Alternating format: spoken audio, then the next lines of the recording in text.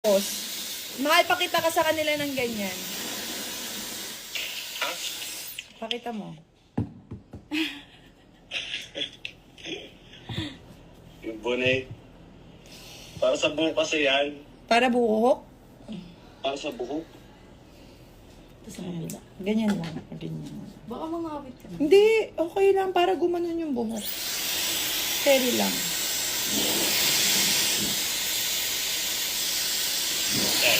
Pwede po ba sa akin muna umuwi si Daddy Ray? Pwede bang paano, send ng address mo nang masuntok kita?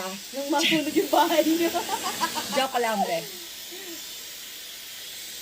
Gigigil ako, ah. Kami lang Akala nyo ba talaga mabait ako? Kami nga nandito sa loob ng bahay, natatakot na Pag naka-short nga yung mga babae dito, galit na galit ako eh. Yan, pakita mo kung kanino ka lang. Okay. Geng, geng.